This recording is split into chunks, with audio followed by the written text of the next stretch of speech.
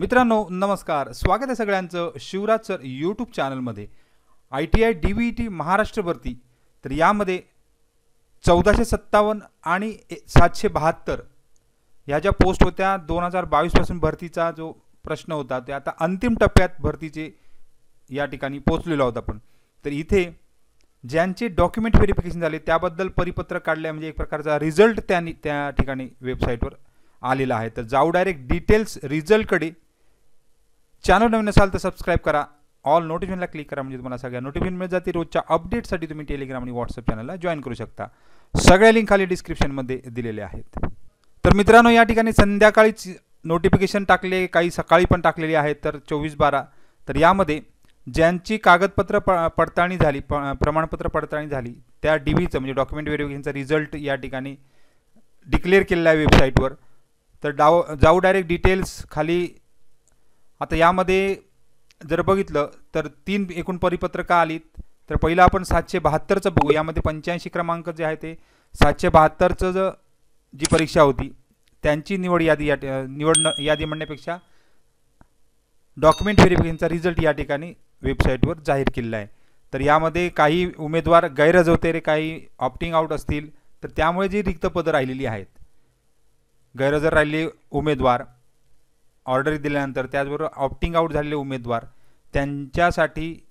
त्यांच्यामुळे बऱ्याच जागा परत रिक्त झाल्या। आणि मग शेवटी या ठिकाणी मुंबई खंडपीठाचा सुद्धा एक निकाल होता मॅटचा, त्यानुसार परत एक त्यांना अंतिम संधी देण्यात आली होती। आणि शेवटी आता या ठिकाणी काय लावलेलं आहे, रिझल्ट या ठिकाणी लावलेला आहे। तो या ठिकाणी डाउनलोड करून बघू शकता तुम्ही, वेबसाईटवर आहेच।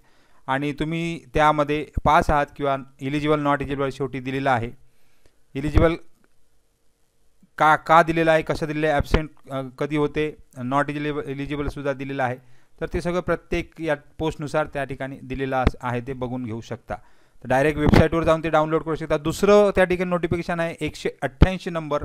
तर यामध्ये सुद्धा काही 12+ डिग्री म्हणजे 12वी अधिक डिग्री केलेल्या विद्यार्थ्यांच्या इश्यूमुळे परत एकदा आपण या ठिकाणी खंडपीठाकडे बरेच विद्यार्थी गेले होते आणि त्यामुळे त्यांचा निकाल जो आहे, आता या ठिकाणी म्हटले आहे बघा, जी केस नंबर आहे तर त्यांची सुनावणी झालेली 20/12/2024 रोजी माननीय उच्च न्यायालयाने दिलेल्या न्यायनिर्णयाच्या अनुषंगाने सर्वोच्च न्यायालयाच्या अंतिम निर्णयाला अधीन राहून 12+ डिग्री अर्हताधारक उमेदवारांचा प्रमाणपत्र आणि कागदपत्र पडताळणीचा निकाल घोषित करण्यात येत आहे।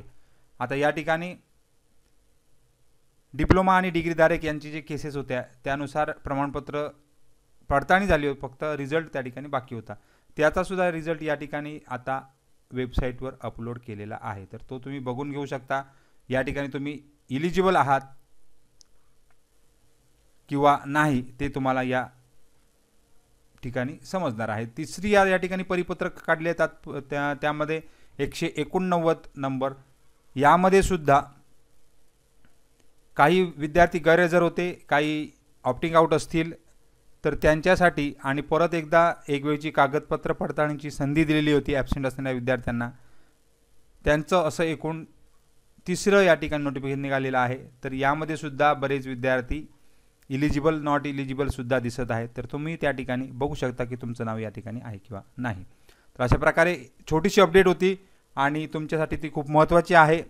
तर ज्यांना आता ऑर्डर्स मिळणार आहेत त्यांना खूप खूप शुभेच्छा आहे। बरेच विद्यार्थी वेटिंगवर सुद्धा आहेत, त्यांनाही खूप खूप शुभेच्छा। तर इथे लवकरच तुम्ही नवीन वर्षामध्ये, तर इथे 2 दिवसापूर्वीच बरेच मुलांनी विचारलं होतं की आता DVT भरतीचं पुढे काय, तर इथे त्यांना म्हटलं होतं की लवकरच तुम्हाला याच वीकमध्ये गोड बातमी मिळणार आहे। तर या ठिकाणी गोड बातमी आलेली आहे। तुमची नावं फक्त आहेत किंवा नाही बघून घ्या।